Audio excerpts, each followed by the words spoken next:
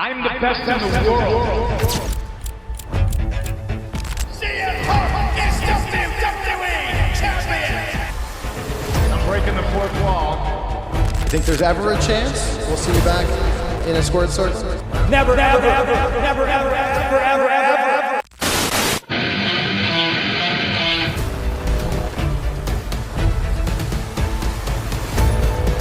There aren't many wrestlers who are as controversial and influential as CM Punk.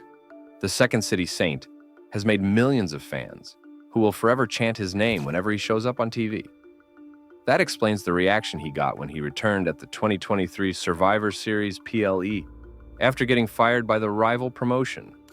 CM Punk's rise to stardom, fallout with WWE, and failure in UFC is something many have talked about over the years. But nobody has talked about how Punk redeemed himself in the past 3 years. So today, let's look at the ups and downs in the storied career of a man who remains important to the wrestling business even today. Let's get right into it. We all know how CM Punk became one of the biggest performers of the 21st century after his first run in WWE, but some still aren't aware of what the man did before his time in WWE. Before he became a major star in Ring of Honor, Punk got his feet wet in Independent Wrestling Association Mid-South, and even in TNA. Yes, Punk used to be a performer in TNA, and the reason why many of you don't know about this is that Punk wasn't booked that often, and he wasn't the polished wrestler at the time that he would eventually become in the future. Punk made a name for himself in Ring of Honor. The matches he had against guys like Samoa Joe and Bryan Danielson were enough to indicate that Punk could be a major performer if he got on a much bigger platform.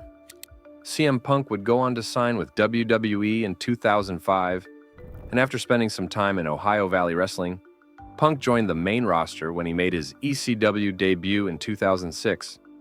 While many didn't care about ECW at that point, Punk was easily making new fans as he brought importance to everything he was given to work with. He even won the ECW Championship before losing it to Chavo Guerrero. One of Punk's biggest moments came at WrestleMania 24, where he won the Money in the Bank ladder match. He later cashed in the contract on Edge to become the World Heavyweight Champion.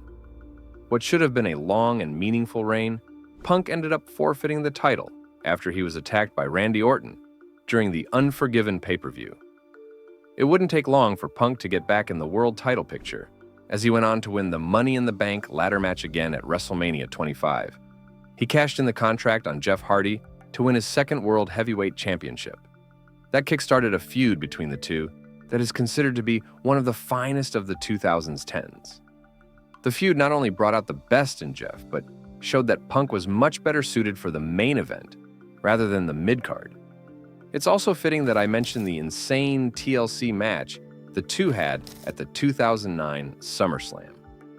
From that point on, Punk would go on to feud with stars like The Undertaker and Rey Mysterio. While they weren't as extraordinary as the Hardy program, Punk continued to shine in the role he was given. Punk would go on to begin a feud with John Cena in 2011, and who would have thought that Punk was going to deliver a promo that would etch his name among the greatest performers ever? The pipe bomb promo indeed felt unscripted, and as if Punk was speaking from the heart. At the time, things felt so real to the point fans believed that Punk was legit on his way out of the company. It led to one of the biggest WWE Championship matches ever at Money in the Bank between Punk and Cena. Punk ended up winning the title in front of his loud and wild hometown crowd. After dropping the title to Alberto Del Rio, Punk won it back at Survivor Series, which began his 434-day title reign. Punk would have great matches against guys like Chris Jericho, Bryan Danielson, and John Cena before losing it to The Rock at the 2013 Royal Rumble. While the title run was great, it should be noted that Punk didn't main event most of the pay-per-views during 2012 while he was champion. Even when he wasn't the champion, Punk was having banger matches against the likes of The Undertaker and Brock Lesnar. The 2014 Royal Rumble match would end up being his final WWE match up until that point, and who knew how bad things actually were behind the scenes? CM Punk went on his then close friend Colt Cabana's podcast, Art of Wrestling, in late 2014, and revealed everything that went wrong with his relationship with WWE. Punk revealed that his deteriorating health was one of the major reasons why he became frustrated with Vince. Punk said that WWE's doctor at the time, Dr. Chris Amann, was negligent toward Punk's MRSA staph infection. Chris refused to remove it despite Punk being in extreme pain. Chris would go on to file a defamation lawsuit against Punk and Cabana, which Punk and Cabana won. However, both Cabana and Punk had a fallout during the whole thing. Then, there were the creative differences between Punk and Vince. Punk didn't like the fact that Vince didn't have major long-term plans for anyone other than John Cena. Despite being a major draw and selling tons of merchandise, Punk believed that he wasn't paid on the same level as other main eventers. Then, there's the whole debate about him not main eventing WrestleMania. Whether you like to admit this or not, Punk deserved to main event WrestleMania during his first run with the company. Handing Punk his termination letters during his wedding day was enough for Punk to move away from pro wrestling for 7 years. During those 7 years, Punk didn't wrestle at all. Punk could have worked for New Japan or even Ring of Honor. But here's what he had to say on No Contest Wrestling about the whole thing. Now, when I left WWE in 2014, people can argue very much so in bad faith that oh, he didn't love the business because he didn't go work the indies. What was I going to do? It's a little bit of that. But then there's also the part of who's going to pay me? Go back and work for $60? Punk took the Brock Lesnar route and signed with UFC in 2014.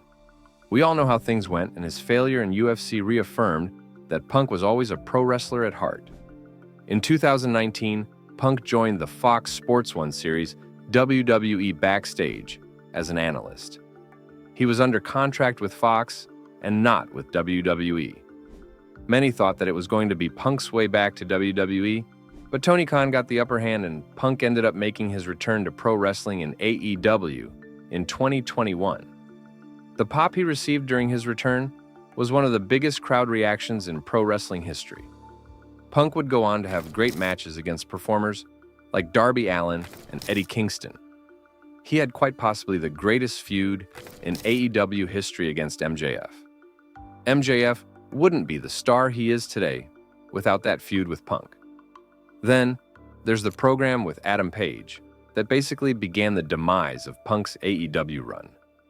Before their match at the 2022 Double or Nothing event, Page and Punk came face to face, and Page took shots at Punk's backstage attitude and told Punk that he would be defending the entire company from him. Punk would go on to win the AEW World title, only to get sidelined with a foot injury for a few weeks. When Punk returned, he called out Adam Page to get his rematch for the world title. It was bizarre considering Punk was in a program with Jon Moxley at the time. You know where this is leading, right? Yes, the infamous Brawl Out. During the post-event media scrum of All Out, Punk went on a tirade that the executive vice presidents, Kenny Omega and the Young Bucks, were spreading rumors that Punk was the reason his former best friend Colt Cabana got fired. Punk also mentioned how Adam Page went into business for himself before their match at Double or Nothing. What did I ever do in this world to deserve an empty-headed fucking dumb fuck like Hangman Adam Page to go out on national television and fucking go into business for himself? For what? What did I do? Dave? What did I ever do? Didn't do a goddamn thing. The Elite confronted CM Punk backstage, and a huge fight broke out between them. All of them were suspended but returned later on. CM Punk was given a new show, Collision, and he really made it mean something.